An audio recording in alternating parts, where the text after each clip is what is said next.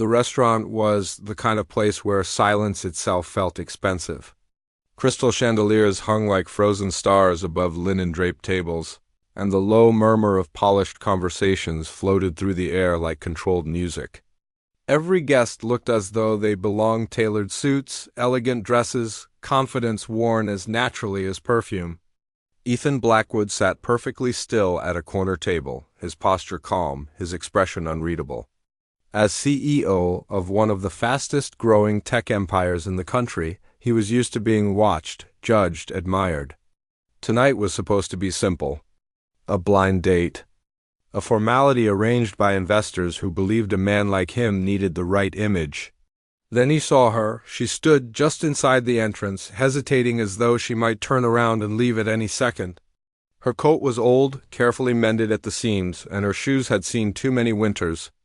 She held a worn handbag close to her chest, fingers clenched tightly around the strap. She didn't look like she belonged there at all, and yet Ethan felt the air leave his lungs for a moment.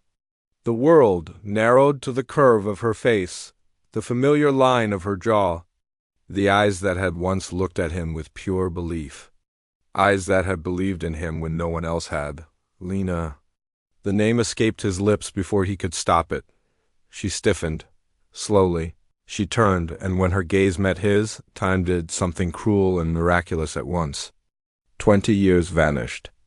The chandeliers dissolved into bare bulbs. The polished floor became cracked concrete. He was 17 again, sitting on a rusted swing behind the orphanage, listening to her tell him that one day he would be someone extraordinary. "Ethan?"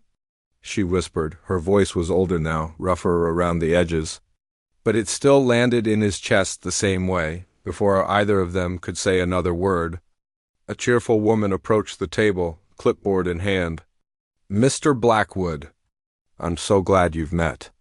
Lena Miller, your blind date for this evening." Blind date. The word rang in Ethan's head like a bad joke. He looked at Lena again, really looked at her. The girl who used to sneak him extra bread when he was hungry. The girl who worked double shifts at a diner so he could buy textbooks. The girl who kissed his cheek the night before his scholarship interview and promised she'd always be there. She hadn't been there. They sat down slowly, as if any sudden movement might shatter something fragile between them. "I didn't know it was you," Lena said quickly, her eyes dropping to the table. "If I had known, I wouldn't have come." Ethan's jaw tightened. "Neither would I," he said, then immediately regretted how sharp it sounded. Silence stretched between them, thick and uncomfortable. Around them, waiters glided effortlessly, glasses clinked softly, laughter rose and fell. "None of it touched them. You disappeared," Ethan said finally. His voice was controlled, but underneath it something raw pulsed. "One day you were there. The next, nothing. No call. No letter, nothing." Lena's fingers curled slowly, as if bracing herself. "I didn't disappear," she said quietly. "I was erased." He let out a short, humorless laugh. "You expect me to believe that?" "I expect you to listen," she replied, meeting his eyes now. There was no accusation in her gaze, only exhaustion. "But you never were good at listening when you were hurt." That stung more than he expected. "I was pregnant," she said. The words falling softly but heavily between them, Ethan froze. "My parents found out first," she continued, her voice steady despite the way her shoulders trembled. "They said I'd ruined my life. Then your guardian found out.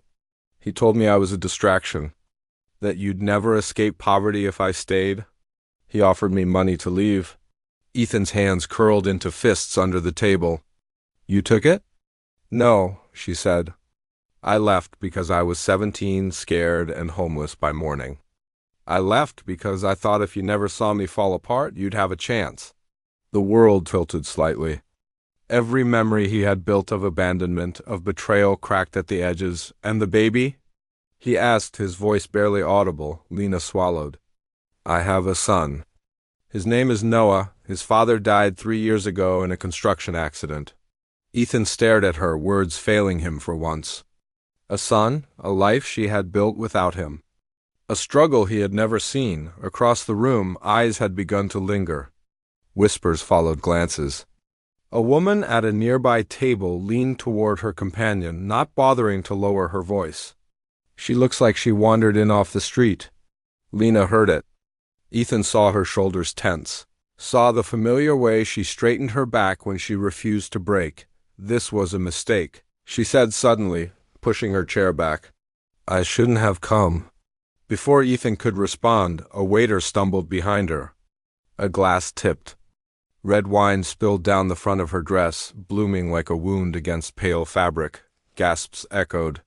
Someone laughed. "I'm so sorry," the waiter stammered. Lena looked down at herself, then up at the room full of strangers who saw only a poor woman who didn't belong.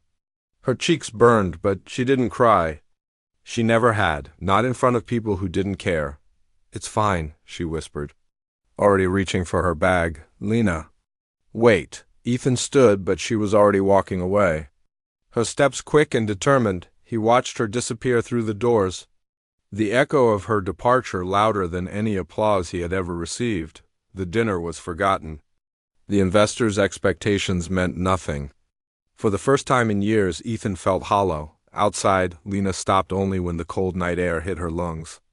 Her hands shook as she wiped at the wine stain, though she knew it was useless. She laughed softly to herself, a sound edged with pain.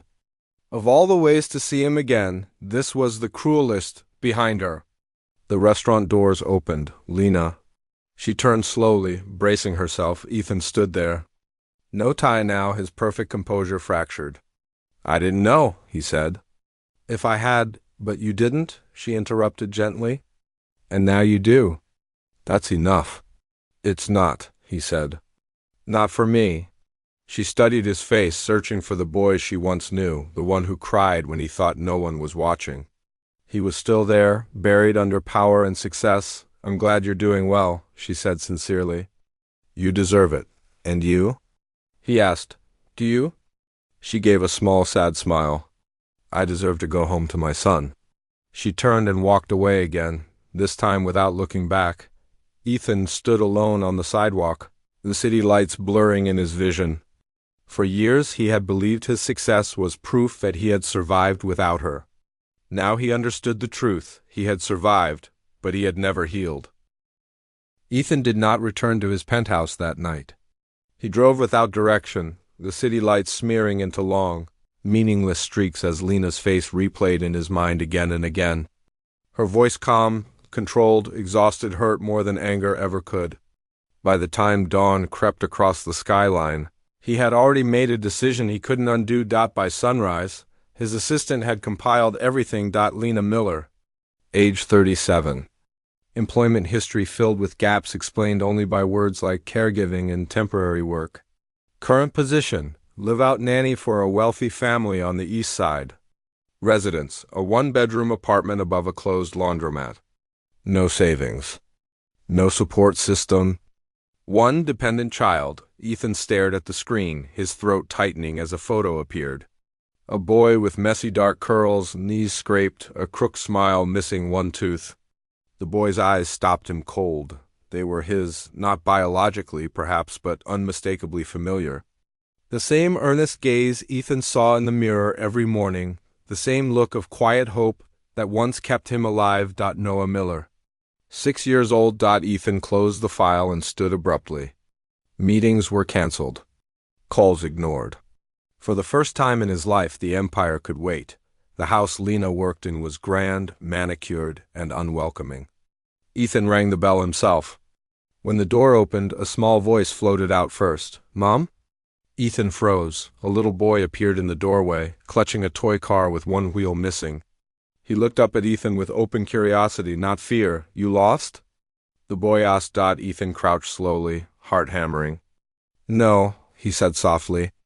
"I think I finally found where I was supposed to be." Lena appeared behind her son and went completely still. "What are you doing here?" she demanded, instinctively stepping in front of Noah. "I needed to see you," Ethan said. "Both of you." Her employer's voice rang from somewhere inside the house, irritated. "Lena, who is that?" Ethan straightened. "Ethan Blackwood." The woman emerged, recognition flashing instantly. Her tone changed. "Is there a problem?" No, Ethan replied calmly. Actually, I'm here to make an offer. Lena's eyes narrowed. This isn't appropriate. It's necessary, he said. Please. 5 minutes. Reluctantly, she agreed. They stepped outside, Noah sitting on the front steps, humming to himself. I didn't come to rescue you, Ethan said before she could speak. I know you don't need that. Then why are you here? She asked, exhaustion slipping through her anger. Because I was wrong, he said. About everything. She looked away. Being right won't change the past. I know, he said. But it can change tomorrow. He told her about the foundation he had quietly built over the years, the programs meant to help families who started with nothing. He offered her a leadership role, not charity, not pity, but work that mattered. A salary that meant stability. A home close to schools and parks. Choice. She shook her head slowly. I don't want your guilt. This isn't guilt, he said. It's respect. Silence stretched between them. Inside the house, her employer cleared her throat pointedly. Lena exhaled. I need to think, she said. That's all I ask, Ethan replied. That night, Lena lay awake listening to Noah breathe. She thought of missed meals, of choosing between rent and medicine, of explaining to her son why she worked so much but was still always tired. She thought of Ethan, not the billionaire, but the boy who once promised her the world with nothing in his pockets. In the morning, she said yes, the transition was not easy. Whispers followed her name. Headlines speculated. People assumed the worst. Lena ignored them all. She poured herself into the work, into helping women who looked like she once had frightened. Invisible, desperate, Ethan watched from a distance at first, forcing himself not to intrude. He attended meetings she led, listened as she spoke with quiet authority, saw people lean in when she talked. This was who she had always been. One evening, Noah ran toward him in the foundation lobby. You're Ethan, he said proudly. Mom talks about you? Ethan smiled, kneeling. Only good things, I hope. Noah shrugged. She says you were important. I still am, Ethan said gently. If that's okay with you? Noah considered this seriously, then nodded. You can come to my school play. Ethan laughed, something warm breaking open in his chest. I wouldn't miss it. Weeks turned into months. Slowly, carefully, something fragile rebuilt itself. Not romance, not yet, but trust. Shared dinners. Late conversations after Noah fell asleep. Stories finally told without fear. I thought you forgot me. Ethan admitted one night. I thought you'd be better off without me, Lena replied. They sat in silence, understanding at last how wrong they had both been, the night Noah fell asleep between them on the couch. Lena felt it, the truth she could no longer deny. This wasn't about the past. It was about choosing again. What are we doing? She whispered. Ethan took her hand, the same way he had years ago, only steadier now. We're not fixing what broke, he said. We're building something new. She looked at him, really looked at him, and saw not the CEO. Not the boy she once saved, but the man who had finally come back, outside. The city glowed quietly. And for the first time in a long time, Lena believed that coming home didn't always mean going backward. Sometimes it meant finally being seen.